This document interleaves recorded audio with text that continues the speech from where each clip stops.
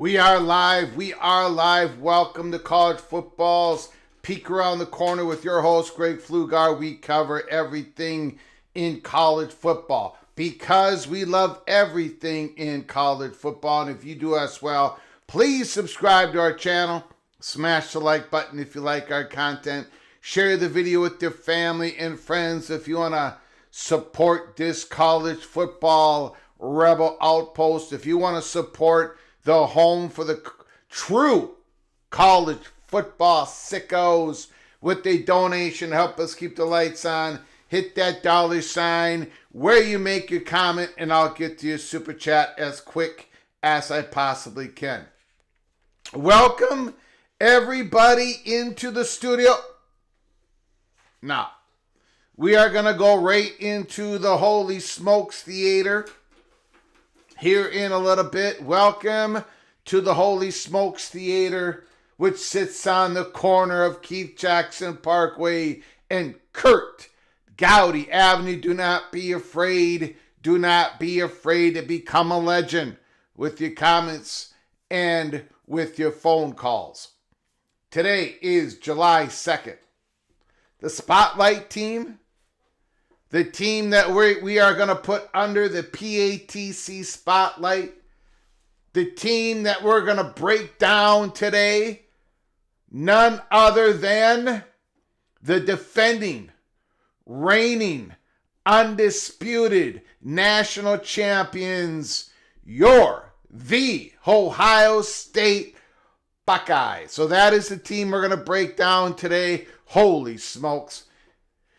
Now, you know, our Wednesday shows I try to make them, they're shorter. Our live shows on Wednesday are shorter. Hopefully more. I'm not talking about 15 different subjects. These live shows lately, holy smokes.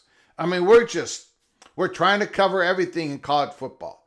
And I refuse not to cover football. I refuse not to cover these teams that we're going to be watching here 8 Saturdays from now. So I'm not going to push that aside. So we've been covering everything here. Our head has been flying on a swivel, but today's going to be a little bit more simple, but interesting. We now believe we know what that clandestine phone call was not about. But I'm going to warn you. It leaves us more questions when we're going to tell you what we have been shown. A door has been opened to us. If you see the Holy Smokes Theater, there are 2 gentlemen on the stage.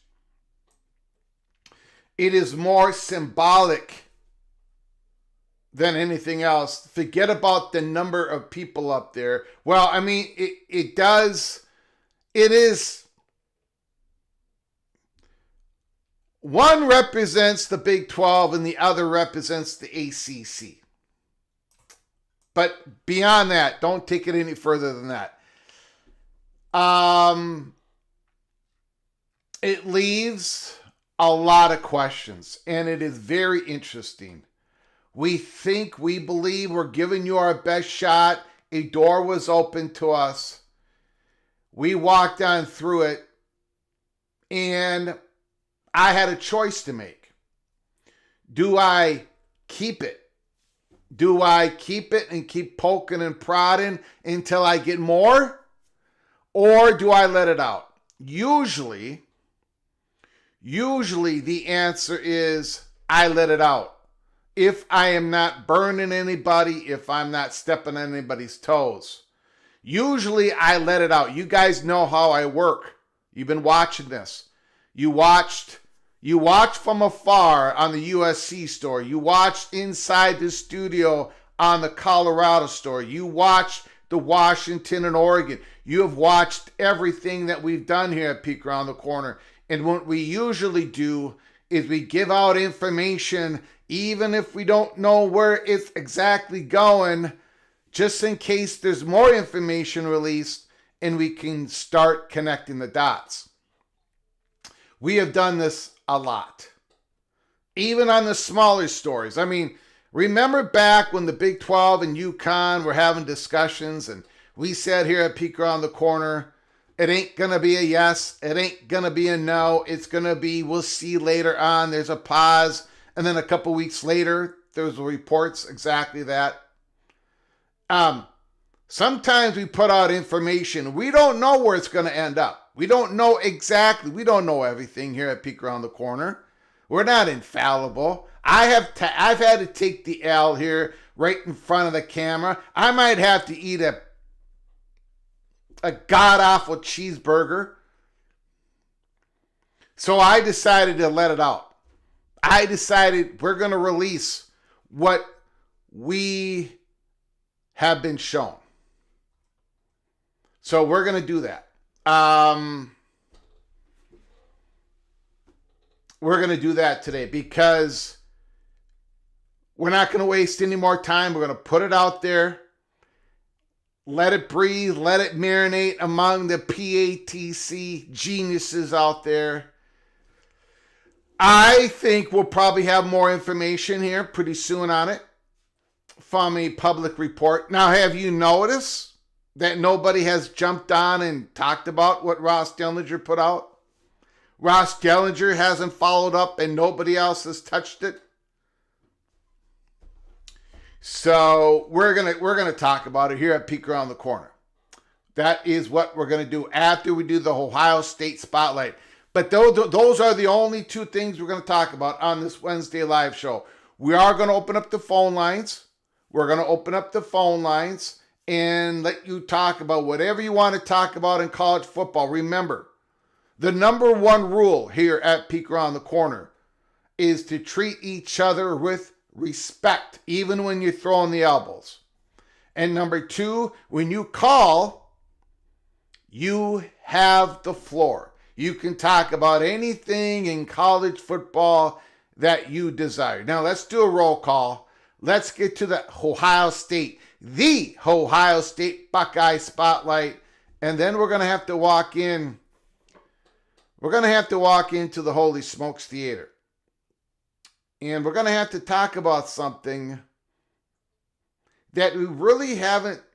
We spent a little time talking about this scenario, but not a whole lot. And it's going to leave everybody a lot more questions. Okay? We got it. We got a super chat. Mr. Hoosier, holy smokes. Helping out for your barbecue this Friday. Happy Independence Day, Mr. Hoosier. Ricky Tungate. We're getting closer and closer to doing the Indiana spotlight. Fernando Mendoza. So we're getting close, Ricky Tungate. Thank you so much for the super chat. Thank you so much for all your generosity that you have given this program, helping us keep the lights on. Thank you so very much, sir. Appreciate it. Expedition Greg, thank you so much for the super chat. Thank you so very much, Mr. Buckeye, for all the help you've given us. Skaven, yes. The Cornhusker sends a gift membership. Holy smokes. Brad Tiger Grad 88 received a gift from Skaven. Yes, Brad, when you get an opportunity, please say thank you to Skaven. Yes. Skaven, yes. Thank you so much. Both of you are knighted. Cloak and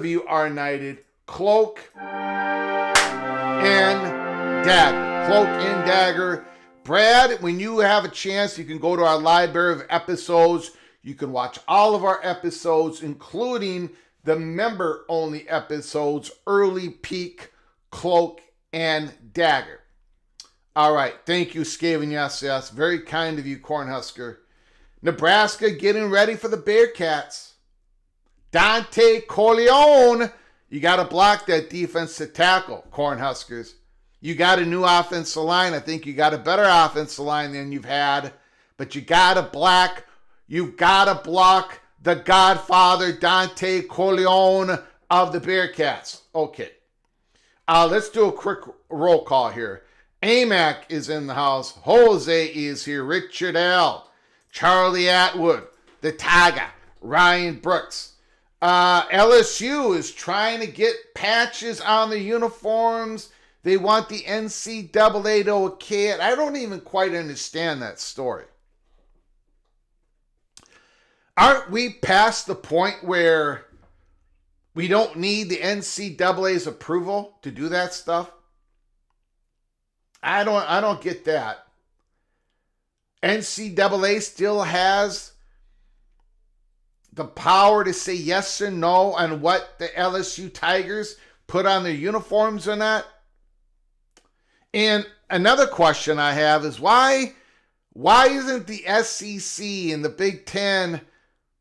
I don't understand. I'm kind of lost. I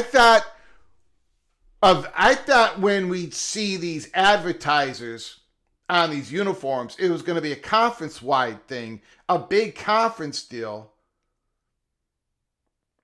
But I guess that's not happening. Ryan Brooks, thanks for coming on in. My Prof is in the house. AMAC is here.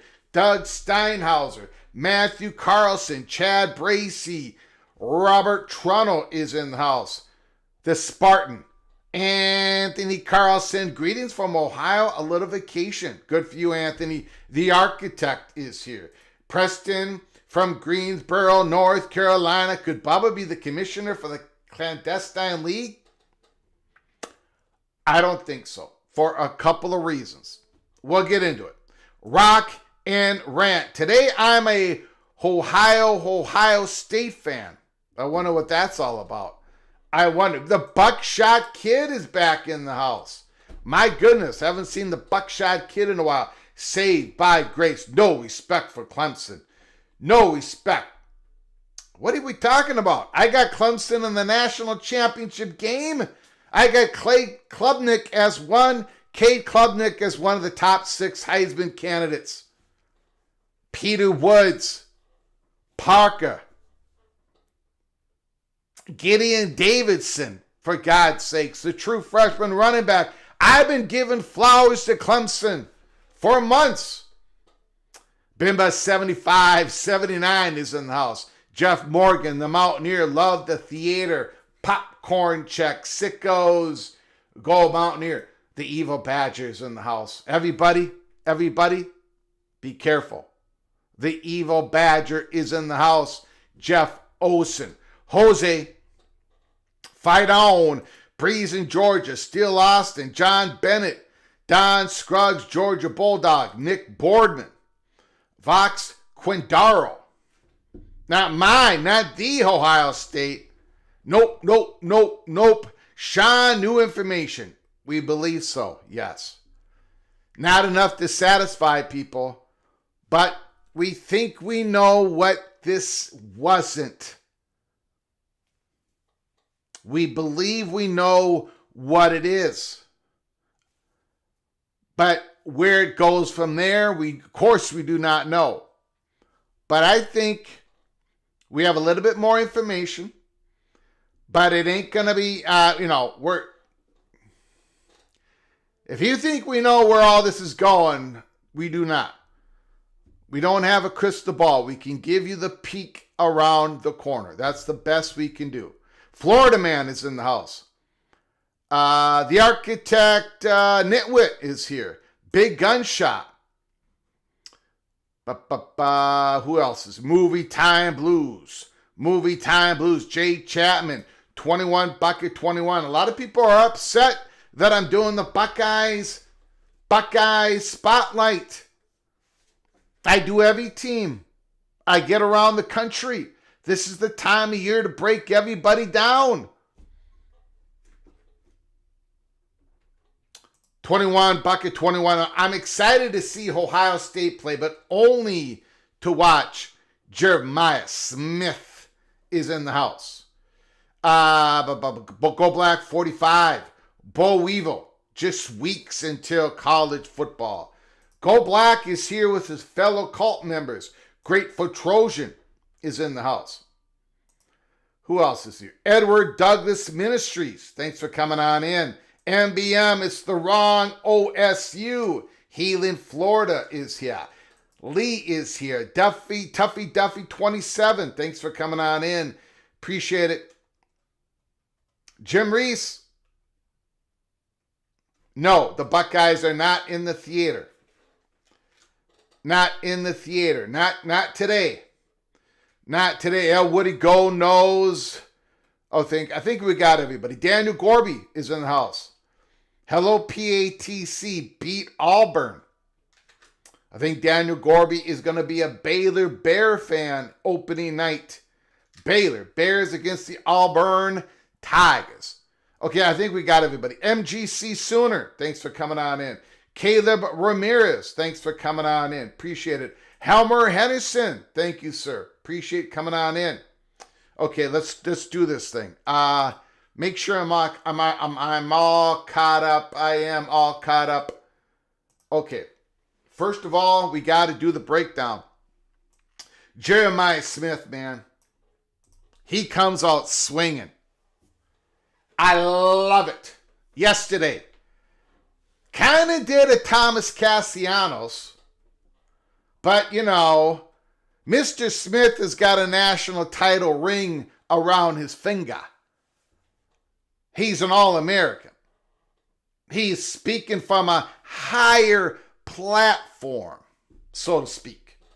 Ohio State star Jeremiah Smith vows to beat Michigan the rest of his college career.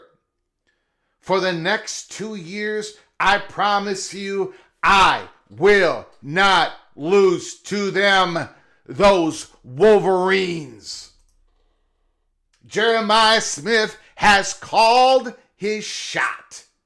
In an interview with the Athletic Manny Navarro at the OT playoffs, Smith discussed his breakout freshman season at Ohio State. That included the Buckeyes' unthinkable loss to the Wolverines, which Smith said he still thinks about often. Despite winning a national championship in 2024, he can't get that loss out of his mind. How did they lose to the Wolverines again? Oh, man. But, the Buckeyes did win the national title, but it's still bothering the competitor in Jeremiah Smith. I'm not a sore loser. I am. But I hate losing. And losing to that team up north was pretty crazy, Smith said. In the end, I think it really helped us play the way we did in the playoffs. But I didn't want to go to Ohio State and lose to that team up north. I just hate them. Just something about them. For the next 2 years, I promise you, I will not lose to them. I can't lose to them in the next 2 years. And finally, following Ohio State's loss in the game, Michigan, Ohio State, Smith helped the Buckeyes bounce back with wins over Tennessee, Oregon, Texas, Notre Dame, Fighting Irish in a route to a college football playoff national championship. He collected a combined 19 receptions, 381 yards, 5 touchdowns in those contests, including a crucial 56-yard reception with 2:38 remaining in the fourth quarter that helped the Buckeyes seal their title game victory over the Fighting Irish. This is all a blessing, Smith said of his freshman year at Ohio State. The season I had last year was a blessing. I just won a national championship, contributed to a top team. I mean, all of this has been surreal. I'm just soaking it all in. But I'm not finished. Jeremiah Smith. Unbelievable season last year. Over 1,300 yards. Over 75 catches. Dominance as a true freshman. And now he's going to lace it up for all of us to see. He's in the PATC top 6 Heisman watch. I don't have them in order yet. I've named them off quite a bit. You got the 4 quarterbacks. Cade Klubnik. Sam Levitt. Arch Manning. You've got Nussmeier from LSU. I do not have Drew Aller in the top 6. Not yet. Penn State fans, relax. I got Penn State winning the Big Ten championship. I got them going to the semifinals. But I got to see Drew Aller in the first couple of weeks. I got to see if he's taken a step up in maturity. If I see that, he's going right into the Heisman watch. And the other 2 that I got on the list is Jeremiah Love, the running back of Notre Dame, and of course, Jeremiah Smith, Buckeyes wide receiver. Okay, let's get to, first of all, before we do the breakdown, cranky, holy smokes, I did not see this. I'm sorry, I apologize, Nitwit. I do apologize. Happy 4th, Greg, no cheese.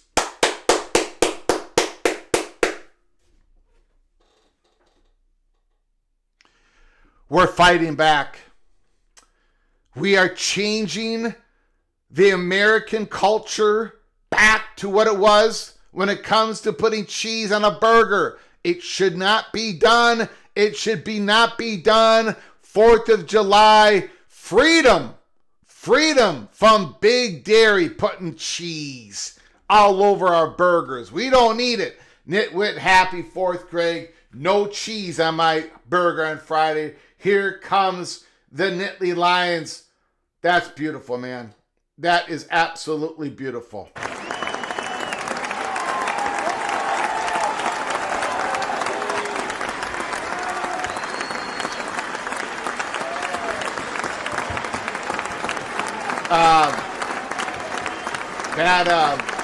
I gotta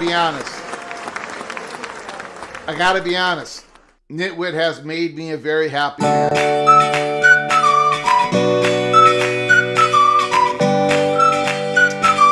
No cheese on the 4th of July. No cheese on your bratwurst. No cheese on your burgers. No cheese on your chicken. No cheese anywhere. Anywhere close to the grill. Off the grill. No cheese. It's Independence Day. It is Independence Day. Thank you, Nitwit. Thank you for firing me up. Thank you for your monster super chat, your kindness, your generosity. Thank you so very much. I appreciate it. College football and burgers. College football and burgers without the cheese. Thank you so very much. We got Cranky Tiger. Holy smokes, Cranky Tiger. Holy smokes, Cranky Tiger. 5 gifted membership. Thank you so much, Cranky Tiger. I do appreciate it. Joseph Lindley, the Tide guy. The Alabama Tide guy. Eagle Eyes in the house. T-Mac. Wayne Gerbach. When you 5 have an opportunity to say thank you to Cranky Tiger, please do for his generosity. All of you are knighted. Every single one of you are knighted. Cloak and Dagger, go to our library of episodes. You can watch them all, including members only episodes. Early Peak, Cloak and Dagger. Thank you, Cranky Tiger. Thank you, Mr. Clemson. I do appreciate it so very much. Helmer Hennison. Dayton is okay. Avoid Columbus and the Snake Pit. The Wolverine has thrown an elbow back. The Wolverine has thrown an elbow back. Thank you so much for the super chat, Helmer Hennison. Appreciate it. Jason Roberts, happy 4th of July. PATC Sickles. Thank you so much. Appreciate it. Thank you, Mr. Roberts. Happy 4th, everybody. And we'll probably, if you got any time, I cannot imagine us not doing a live show on the 4th. I know y'all going to be busy. But on the 4th, I receive help from the family to take care of the 92-year-old, the queen of Loserville City. And my wife works on July 4th. So I'm going to have plenty of time. So I got to do something. I cannot imagine not working on the 4th. So I'll probably do a live show. So keep your head on a swivel. Even if only 12 of you show up, I'm still going to do it because I love college football. Thank you, Jason Roberts. Helmer Hennison, 2 mulligans, Ohio State. Boy, Helmer Hennison. Woo! The elbows are being thrown. RFR Mac, Utah Utes. We did a breakdown of Utah here, if you missed it, a couple of days ago. Boy, do they have a very good offensive line, and that Devin Dampier running over 1,100 yards. I know it was in the Mountain West Conference, the New Mexico Lobos, but still, mighty impressive. If you watch that game, if you watch the highlights of New Mexico versus Arizona, and I know Arizona did not have a good defense last year, but Dampier had really no problem with that defense. Now, New Mexico couldn't stop anybody, but Dampier looked pretty good in those highlights. Very interesting season coming up for Utah, but they're going to play bully ball. They are going to try to ground people out. That August 30th, late night game. Utah is going to travel to Pasadena to play UCLA. Nico, I'm leaving on a jet plane versus Devin Dampier. Interesting late night game. I might have to do like my third watch party during the day doing that game. We shall see. RFR Mac, I do appreciate your generosity. Thank you so very much. Has been. Metrics. Unable offer UNC a full share What is the Big Ten value proposition? Smells like wasted time, wasted hopes. Seems like a futile effort. It very well might be. But again, the whole hook about North Carolina, the selling point for the Big Ten on trying to get North Carolina is North Carolina, Bubba Cunningham, all your connections to Notre Dame grad, North Carolina, Notre Dame, great relationship. North Carolina come to the Big Ten. Come on, Notre Dame, you got to come with us. That's their selling point. Because if Notre Dame comes, then North Carolina's going to get a full share, right? Whatever happens with the Big Ten and the SEC and the ACC, whatever happens, it's all going to be like scoops all at once. So while there are top targets, secondary targets, I think the Southeastern Conference, I happen to believe they're going to do a big scoop. Not just Virginia, North Carolina, but Clemson and Florida State. I think all that's going to happen like on the same, So the Big Ten's thought is North Carolina's our number one target besides Notre Dame. We'll try to hook them up. But the odds are against the Big Ten. No question about it. Okay, I think I'm caught up. Thank you for all the comments. I do appreciate it. We already did a Notre Dame spotlight. John Grove. Will Greg do his team spotlight at Notre Dame during Independence Day? Nope. We already did the Fighting Irish. I can't tell you what day it was. But we already did it. C.J. Carr, Jeremiah Love, Jadarian Price, Jaden Greathouse. I think their offense could be a little bit better than it was last. Their defense is still going to be awfully good. Yeah, we already did it. Okay, let's go. We've got a spotlight here. We got a spotlight.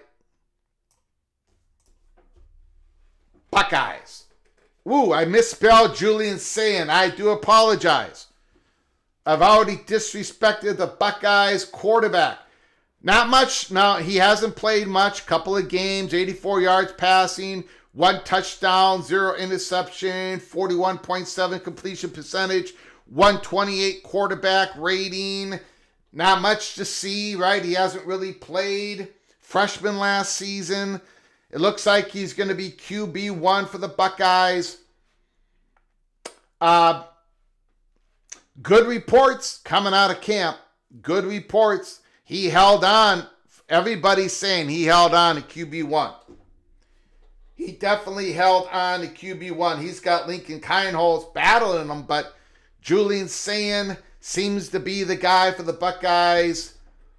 But again, he's facing live bullets at the highest level of college football for the very first time. And so is this guy, James Peoples, the running back. 197 yards rushing last year. 4 yards average. 2 rushing TDs. 1 reception.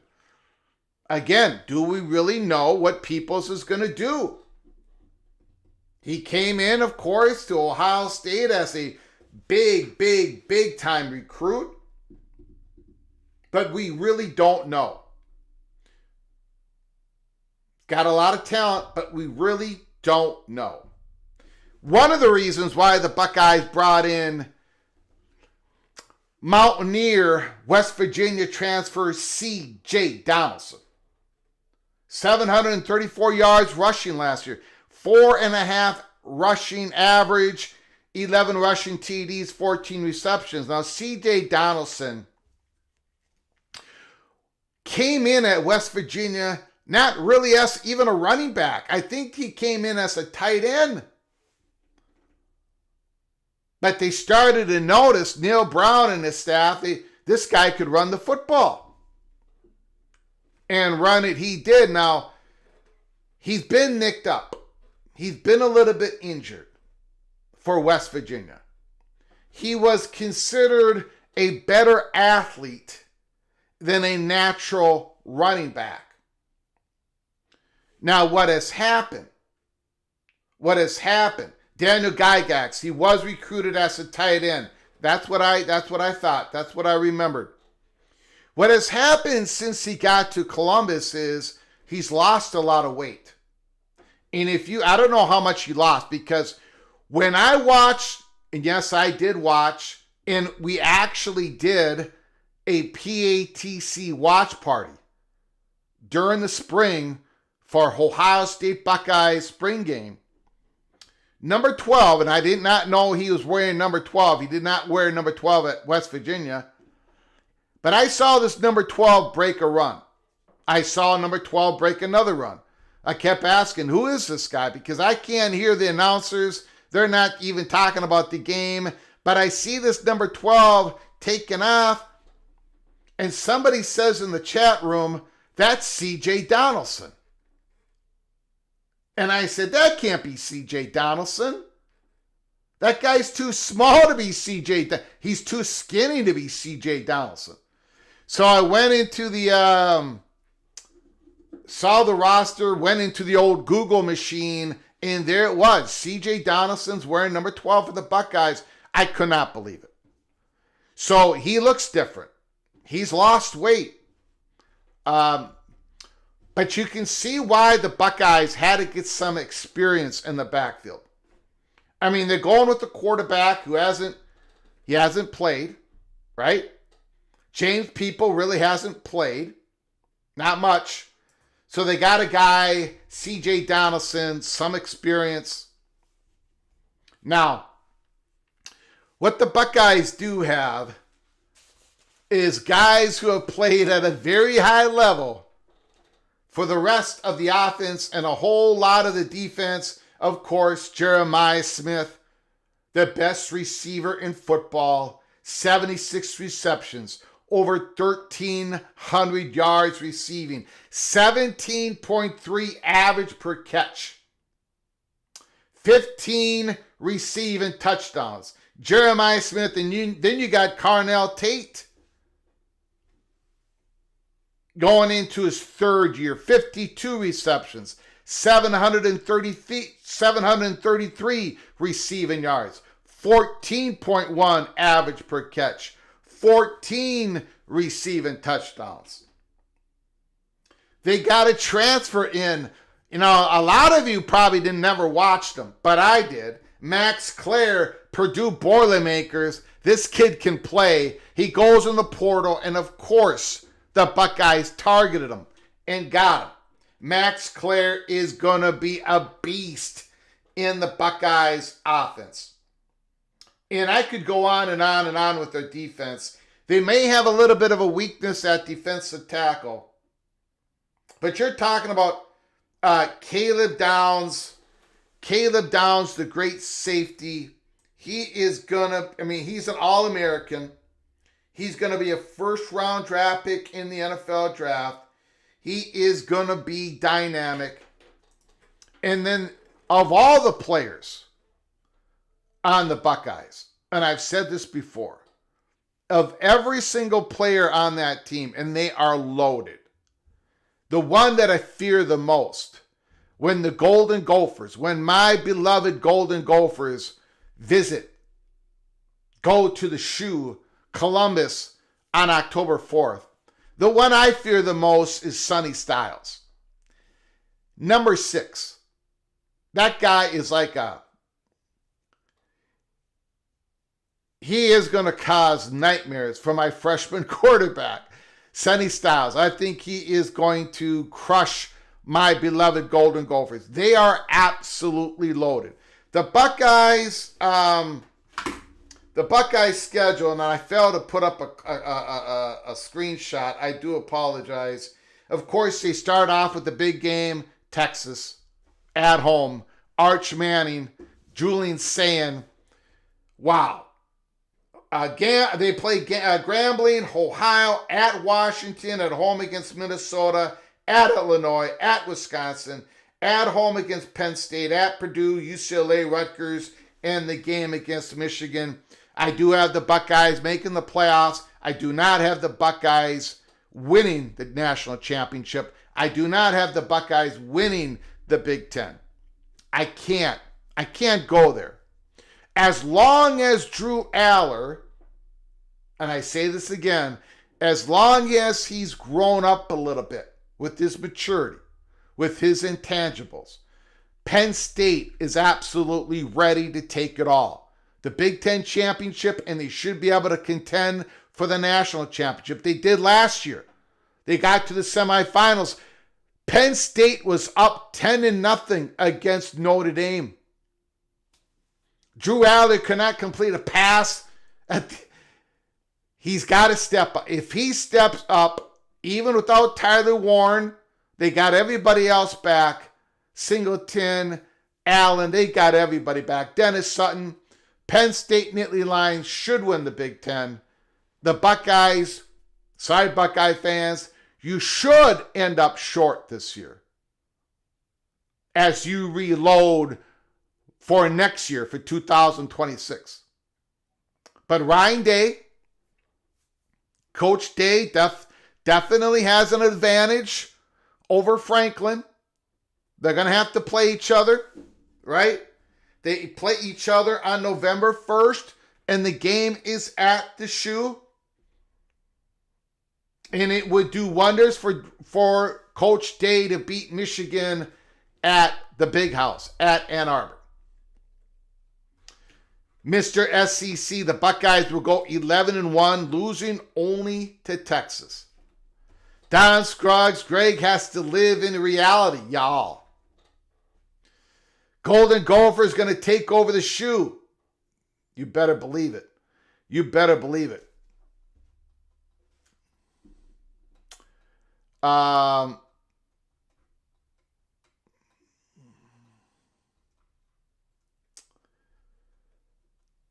I'm just looking at the comments here. Okay, so that is the breakdown for the Ohio State Buckeyes. You have been under the spotlight. I did not say the fans are short. I said they would come up short. Okay, we're going in the Holy Smokes Theater because I want to get to your phone calls. Again, a Wednesday live shows are shorter than all of our other live shows. Troy, we've taken over other stadiums. Troy V. The Gophers took over UCLA. The Gophers take over Colorado when we visited Colorado. That was before Deion Sanders. We take over Northwestern. Okay. Holy Smokes Theater. Let's get this thing going.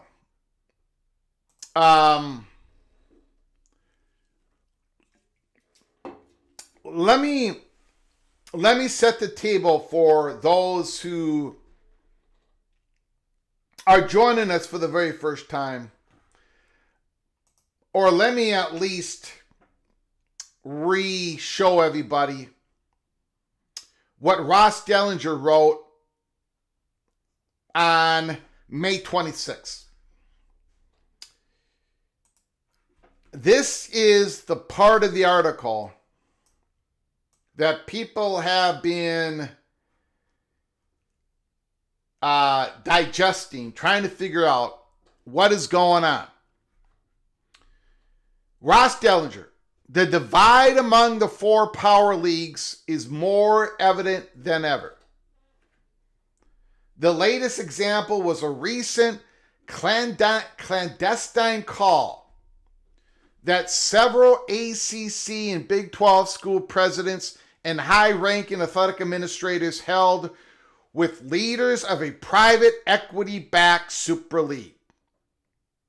The call earlier this month was had without the involvement of the ACC and the Big 12 commissioners, and was the second such Big 12 ACC joint meeting since December, with those from Smash Capital, a venture capital firm proposing a Super League model that features a $9 billion promise of cash infusion to college sports.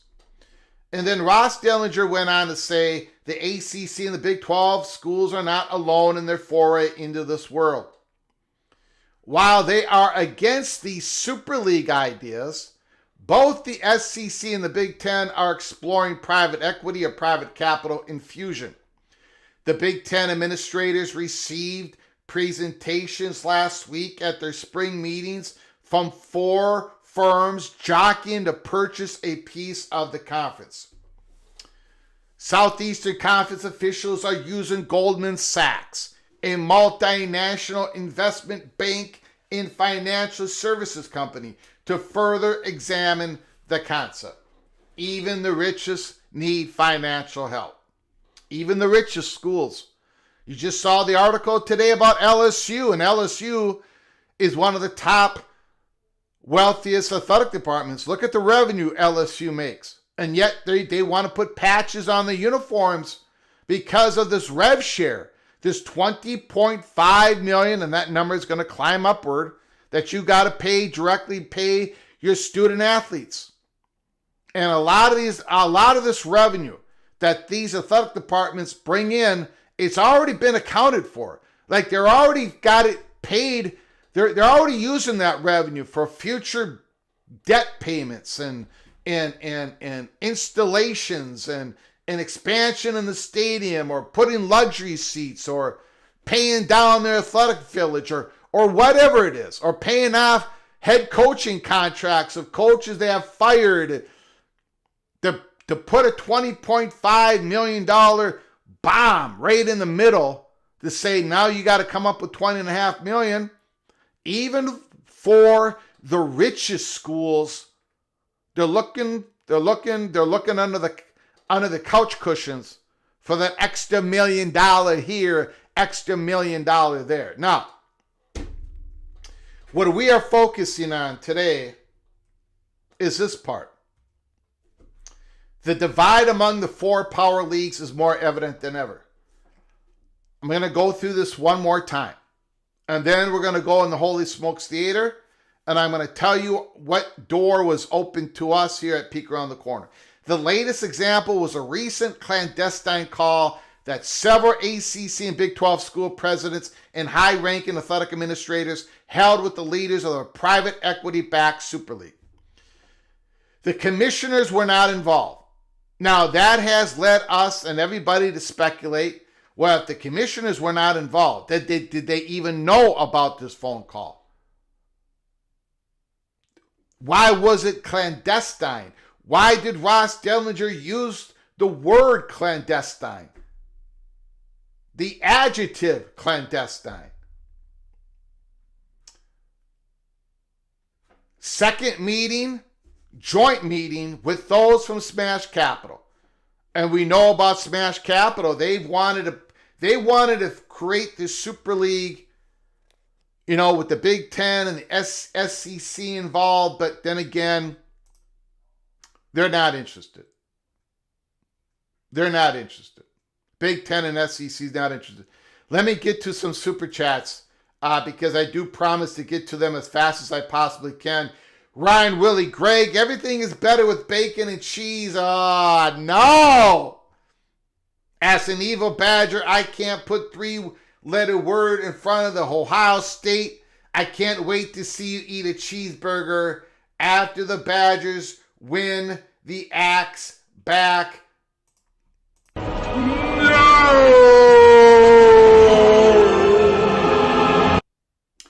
Thank you so much for your incredible generosity. Thank you for the friendship, Evil Badger, Ryan Willie. I do appreciate everything that you do for this channel, all your phone calls, and of course, all of your support, your donations, and your comments. I disagree with the bacon and cheese. The bacon, good. The cheese, good. But not with meat.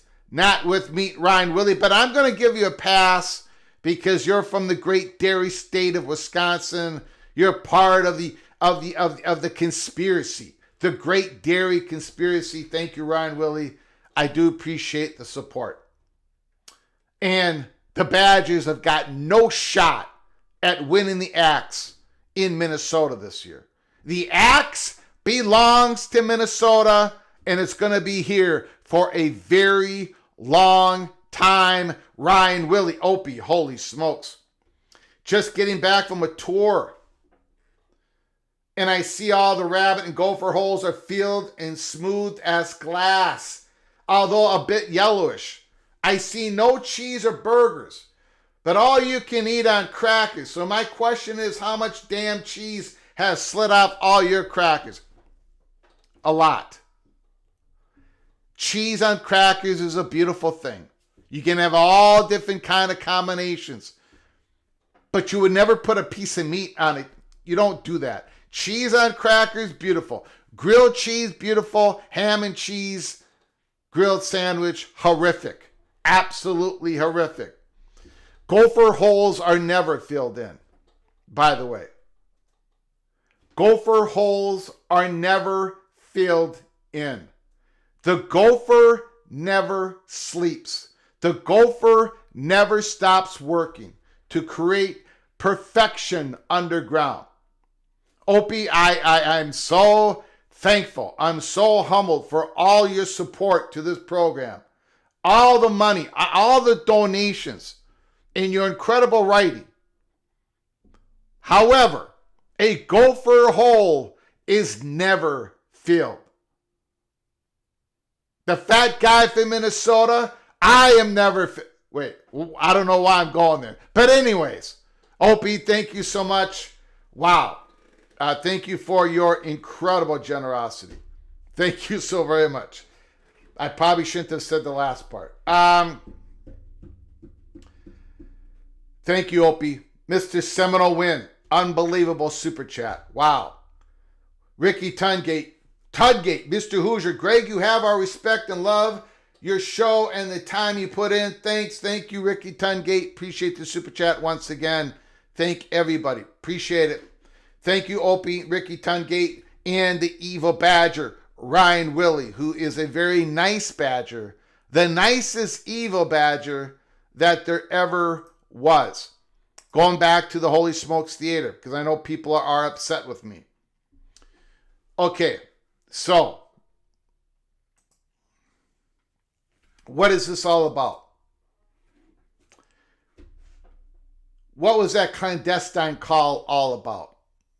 This is what we believe here at Peek Around the Corner.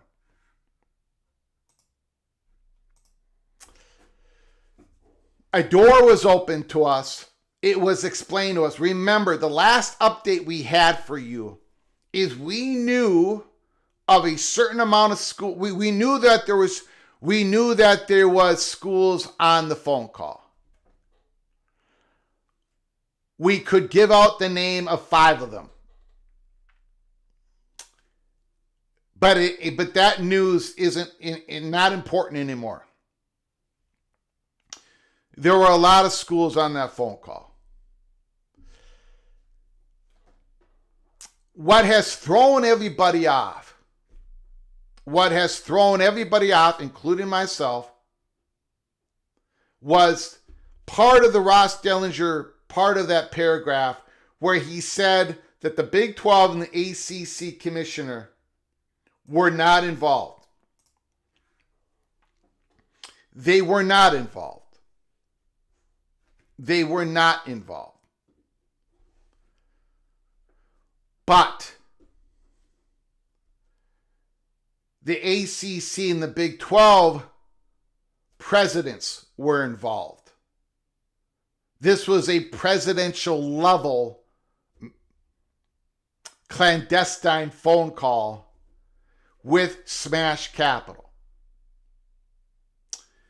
This was not schools looking to make the best of the rest third power conference. Now, it might, who knows what the next stage of all this is. But these were presidents who were the most, this is the phrase that how it was explained to us. You might agree or disagree, that's fine. But the most forward-looking presidents of the Big 12 and the ACC.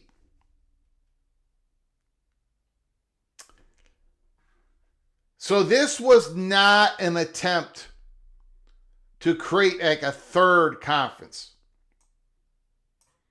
What this was an attempt, a further discussion of a Super League, Big 12 and ACC.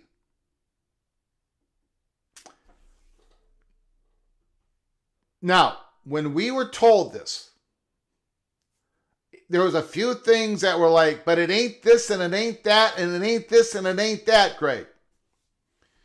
It is believed that this is not a merger in any way, shape, or form. But this is a two-conference Super League. That is what they're looking at. It may not get anywhere.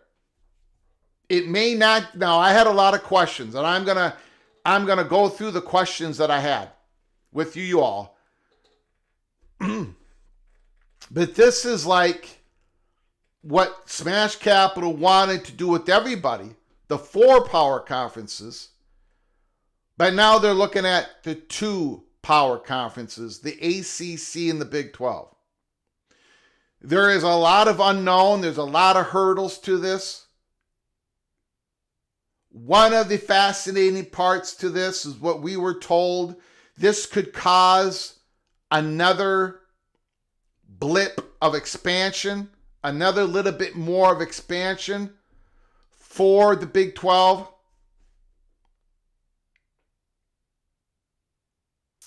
Couple of schools, it could cause that if this was to happen. This was on a presidential level, which, by the way, is higher than the commissioner level. I mean, the commissioners work for the presidents. This is presidents from both conferences finding commonality in believing that the only way that a whole lot of schools in the Big 12 and the ACC can stay up competitive is to form a Super League, but not a merger.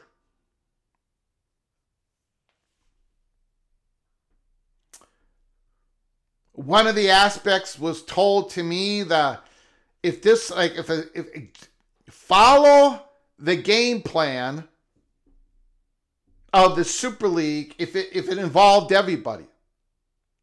Follow the game plan if it involved everybody. Smash Capital, if it involved the Big Ten and the SEC, the game plan was you would keep in your conferences when it comes to football. But in other sports, we would break out in divisional play.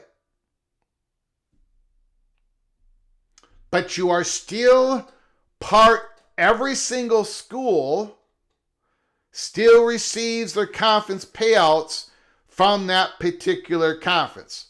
So let's say West Virginia.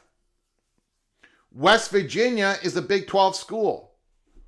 West Virginia would play in the Big 12 football conference. West Virginia would get paid, their media payouts would come from the conference. Remember, the media partners pay the conference, and the conference pays the institutions per their own bylaws. So if a conference was if a school was under suspension, or if a school took a loan, whatever it is, the media money goes to the conference, and the conference pays out per whatever the bylaws tells them how to pay it out. So I'm just taking West Virginia for an example. West Virginia, Big 12, if it happens, and I think we're a long ways away from this ever happening, but I'm giving you the peek around the corner on what this calls were about. West Virginia would stay a Big 12 school. They'd play a Big 12 football conference schedule. They would get paid by the Big 12. But West Virginia baseball, they might be playing some ACC teams. They might be in an ACC, more of an ACC baseball division. California, Stanford may be playing their baseball in a round robin in a division with Arizona, Arizona State, Utah, Colorado.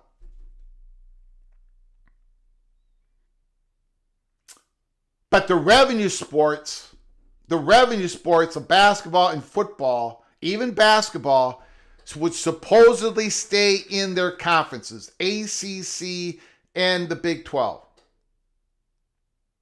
Now, here is the other part of it. One of the reasons why this door was open to us, well, I got to be careful, but one of the subjects that I was talking with somebody, the chatter behind the curtain, was on this new wave of looking at unequal revenue sharing within a conference. And I had some questions, the Big Ten might be looking at it. They're definitely looking at it. And so then we were talking about the ACC and what they've established. Remember, in the Super League ideas, to try to lure the Big Ten and the SEC into the Super League ideas, smash capital, they would secure the Big Ten and the SEC payouts. They would they told everybody that you would get paid a certain amount and maybe you're going to make more under this new Super League. And then there was this idea with the college sports, whatever league, Jack Swarbrick, he sponsored that, in which there were going to be different tiers of payouts within the Super League. Well, this is part of this Super League. Different tiers of payouts. This is the way to secure Florida State. This is a way to secure Clemson. Making sure a Clemson, a Florida State, you're even bribing Notre Dame in some way, some fashion. They're going to be involved in this. They're going to be an independent program. But they're going to have their hands in the money jar at some point. But schools are going to be paid at different tiers. That is the idea of this as well. To secure the beachheads in this Super League. Not to have them go to the SEC. Not to have them go to the Big Ten. One more shot at trying to create something that is better for more schools. There are true believers in this. There are true believers in this private equity. Even in the Big Ten there is. Even in the SEC there is. They're looking at the ideas. They're trying to push their brand internationally. We've been talking about that. Well, the ACC and the Big 12 schools, a lot of those schools are believers in this. They think this is their shot. Schools that would never get a P2 invite. Schools that would never get a P2 invite are doing all they can to figure out how to secure the top brands of the Big 12 and the ACC. That's what this clandestine phone call was all about. According to some people chatter behind the curtain, there is going to be a great lure. Now, again, I don't know. Look, it's a long shot. I think it's a long shot because I happen to believe the SEC is a little bit more thirsty to expand than the Big Ten, but both of them are going to expand and push out their branding internationally, and they're going to try to get more percentage of the marketplace and economics of consolidation. But this is a last gasp attempt of a lot of great institutions trying to get together and say, if we were believers of the Super League, with the Big Ten and the SEC included, we should be a believer in the Super League and keeping the top brands of Miami and Florida State and Clemson and have those be the beachheads of this Super League, two separate conferences. So that's what this was about. That's what this was about. There is, I'll go ahead and name, I'm going to use the word allegedly so I don't get sued. Allegedly,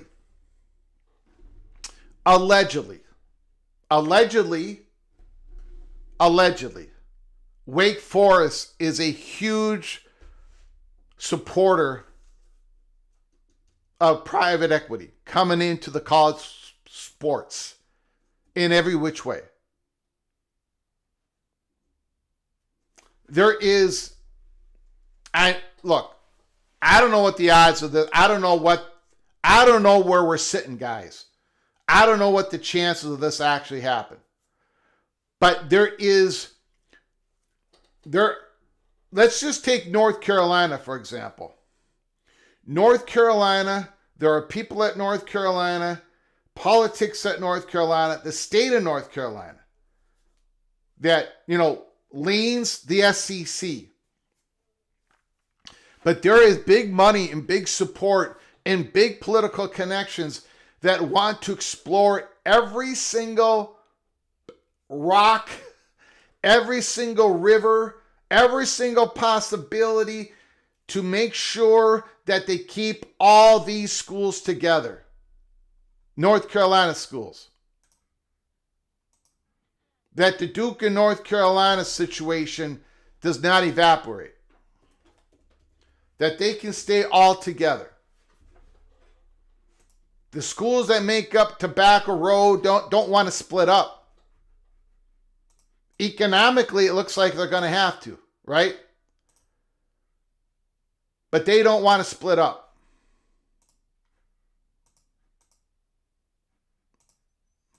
Hold on one second here. I got to fix the buffering. So this is a last gasp attempt of not having those schools that are so close together and have so much interconnections, politically connected, culturally connected. This is an attempt for schools to have their student athletes who play in the non-revenue sports not spend so much time on airplanes. Less travel costs.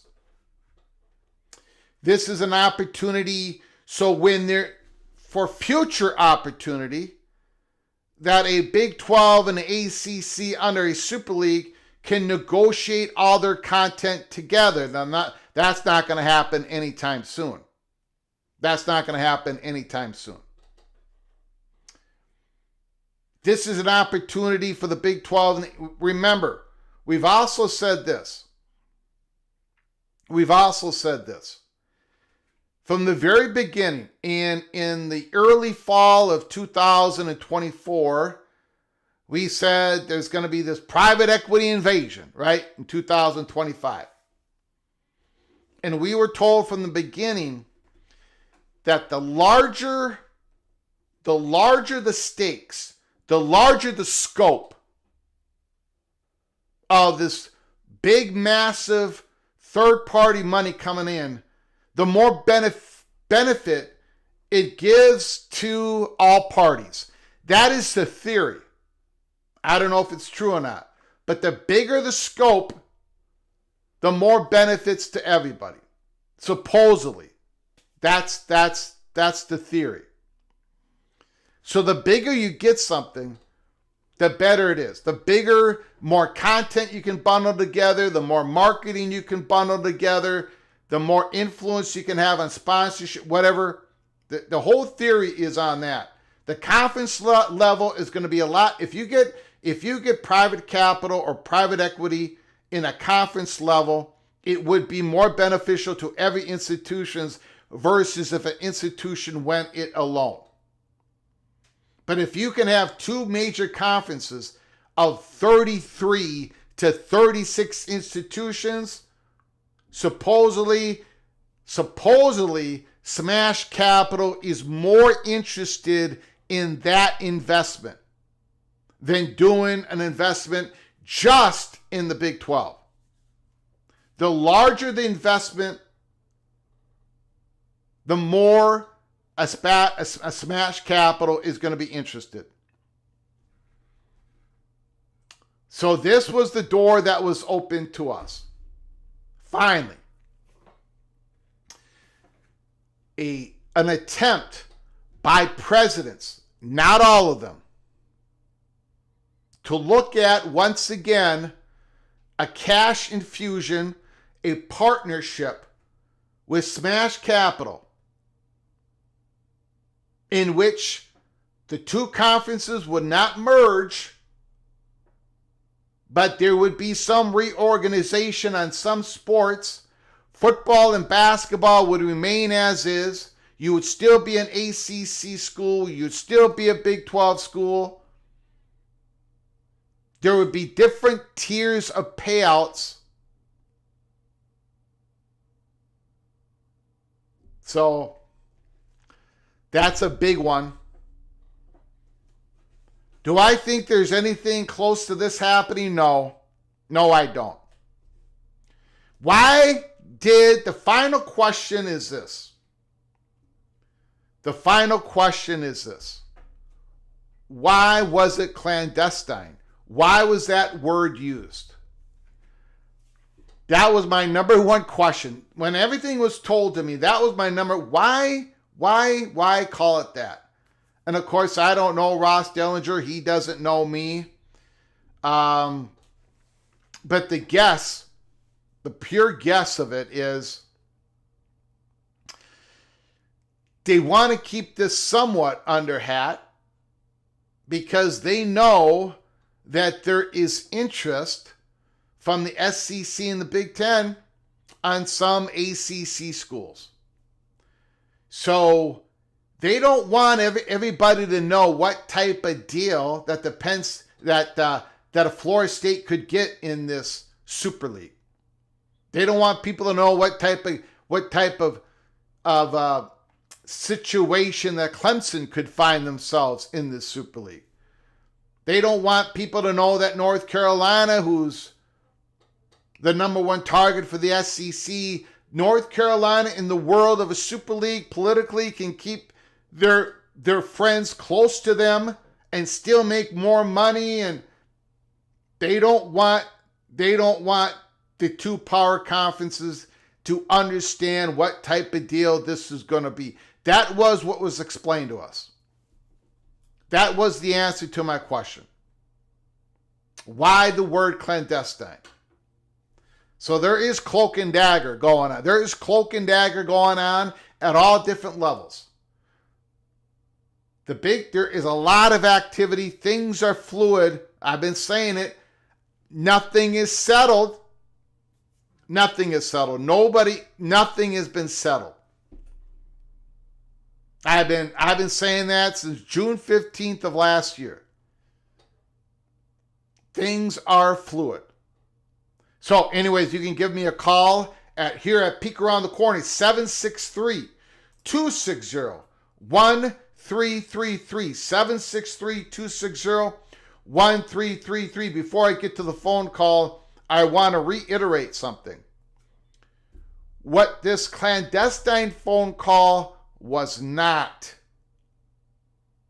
what it wasn't, was an attempt from some schools in the ACC and some schools in the Big 12 to form a best of the rest. Like we had all speculated on. We have speculated on every possibility. But that's not what this was about. Now, could that end up happening? Because this deteriorates and whatever, blah, blah, blah. Probably not.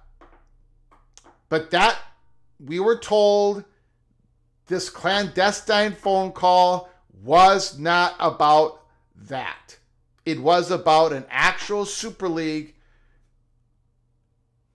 I don't think I come up with the feeling that they're nowhere close to this happening.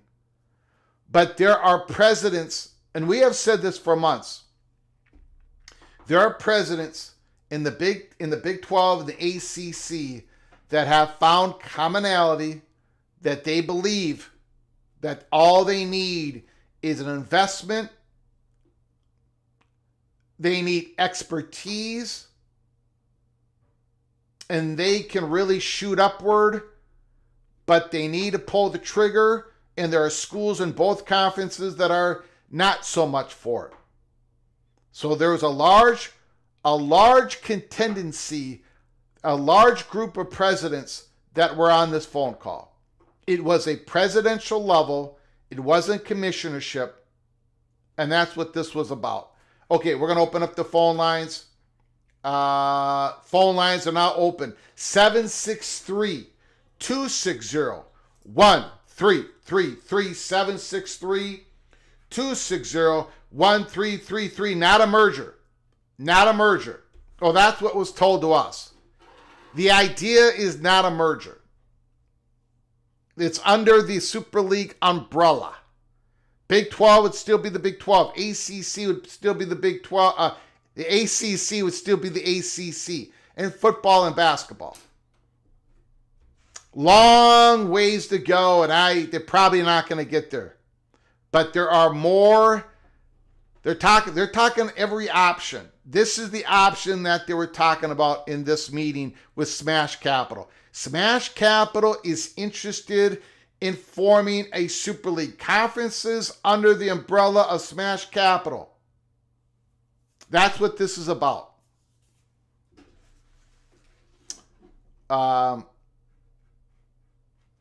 They didn't want Phillips to screw it up. There are trust issues. I don't think it's about relegation. Maybe it comes up to that. I don't know.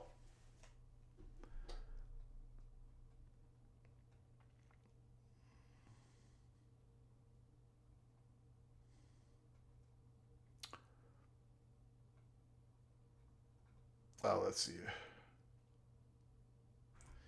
Not anymore, Greg. You just put in the atmosphere.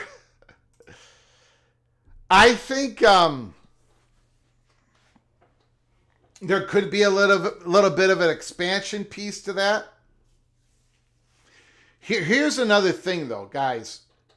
If this was to happen, and we're definitely not saying it's going to happen. I mean, obviously, the chances of this happening are slim. Let's be honest. But if this did happen, there's a lot of big money out there, guys, and they want to come in. And there are presidents that are convinced. Both sides of the river, Big 12 and ACC. But if this would happen, there would have to be a commitment. Right? This is not just about creating a Super League and believing in this. This is also about, cutting off future SEC and Big Ten expansion. To be honest with you, that's what this is also about. That having the Big Ten and the SEC stop with their consolidation. To put a moat, and I jokingly say the Big Ten should have a bigger moat around themselves than others. Well, this is an attempt for the Big 12 and the ACC to build a moat around them.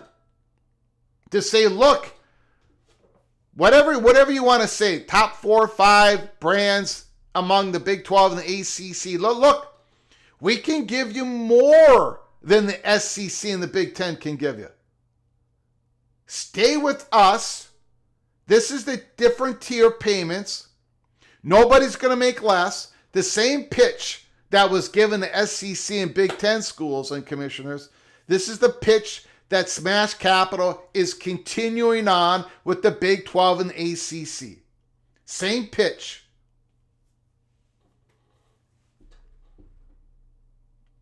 to say that's enough. No more consolidation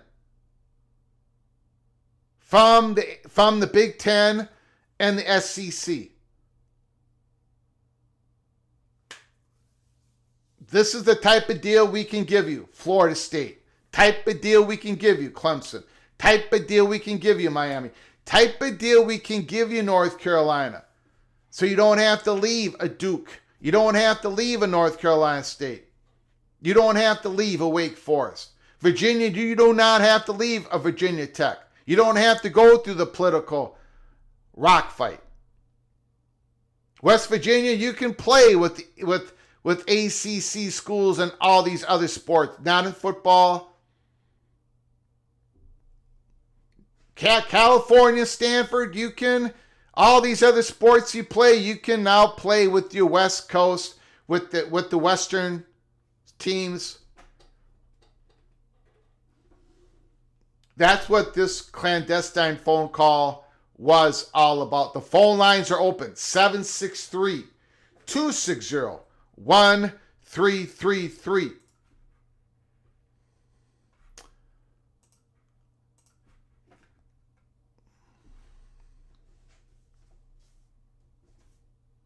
Go Black 45. This is a desperate attempt by Notre Dame to keep their independence and not be squeezed out. You better believe Notre Dame is for this. They were for the Super League. Conferences. Notre Dame, they play in a division of other sports, but they stay independent of football. Yeah. Yes. Healing, Florida says a hard pass. I bet the school presidents after the call said, I'm just glad that was just a phone call with no travel expense involved. Lorenzo Haynes, not no, but hell no.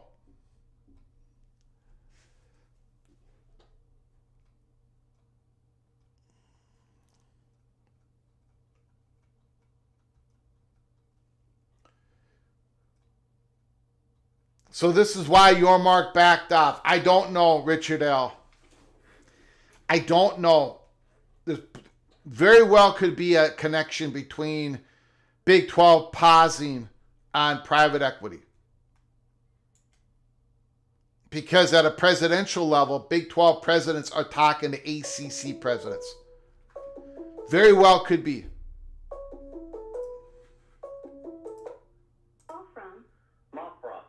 Ma Prof, thanks for calling, sir. I do appreciate it. The floor is yours.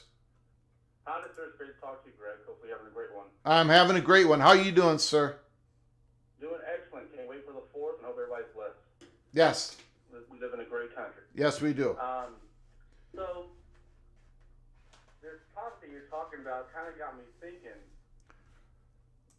And I'm going to bring up some realignment talk. Everybody's putting out their ideas of what's going to happen. Like, this school's moving there and this school's going there. Well, I got my own idea.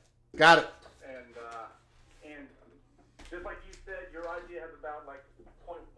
Well, 1% is happening. My idea has about 0.1% happening. No, probably. Anyway. Your ideas probably has a better chance than mine. But go ahead, sir. I think there is a very, very small slight possibility we could have 4 main conferences with 20 schools in them, including the PAC. Now, how does that happen? One, we do your big dip with the SEC. They take the UNC, UVA, FSU, and Colorado. I mean, and Clemson, right? Yep. They're 20 for SEC. Then Notre Dame doesn't go to the Big. They stay independent. That means that the Big Ten has to take Miami and Georgia Tech, but they stay at 20. You got SEC at 20, Big Ten at 20. Then of course the Big 12 is going to come in and take their 4 or 5 from the ACC. Take their school, Virginia Tech, North Carolina State, Louisville, maybe Pitt, and Duke, or what have you. So that would be your Big 12 at 20. Well, the ACC's crumble. So what does Stanford and Cal do? They go back to the PAC. Then what does SMU do? Well, you got Texas State and Texas in the PAC. Well, also Stanford and Cal are going back to the PAC. Maybe SMU goes to the PAC themselves. Well, now you have an anchor in Texas for the PAC. So then the PAC goes packing with North Texas, UTSA, Rice, Tulane, Memphis, and they take a swath of the other Mountain West schools, like maybe UNLV, maybe Colorado State. If you add all that up, you're back to a 20 Pac-12 conference. That's how you get 4 conferences of 20 schools each. You'll still have like the Power 2 and the Sub-Power 2, but that's how you get 4 main conferences with 20 schools each. That's just my idea I'm throwing out there. It's probably never going to happen, but that's my 2 cents. Well, I appreciate it, my prof. I do apologize that the people could not hear you. I don't think it's your problem. We had this phone thing corrected, but I will tell you guys, during this show, we had an internet bleep where things were, we had some issues. I had to clear out. I had to come back in while I was doing the show, and I think that affects the phone calls. So I do apologize, my prof. Nobody.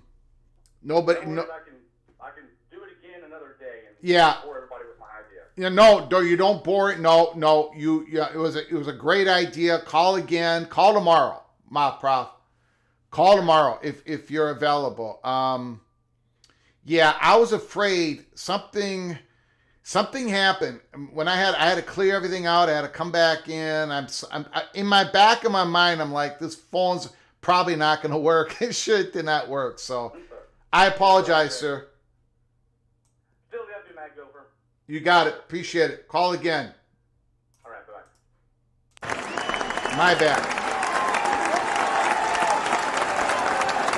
Yeah, it's a great idea, but it's an interesting idea. I want my prof to be able to be heard.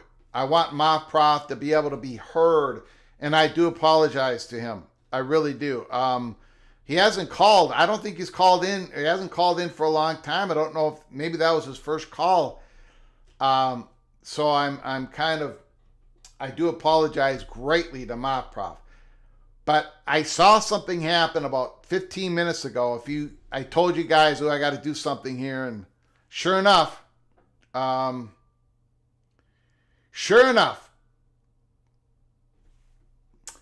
don't know if Minnesota has bad. We've been doing pretty good in the studio. We've been doing pretty good in the studio lately.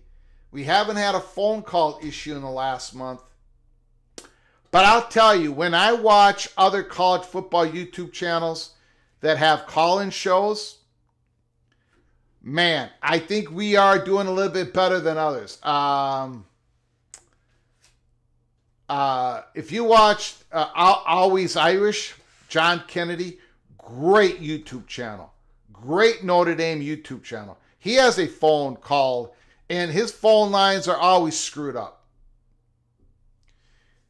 And there are others. So we had a little bit of a hiccup. We are hardwired into the studio, so not much more than we can do.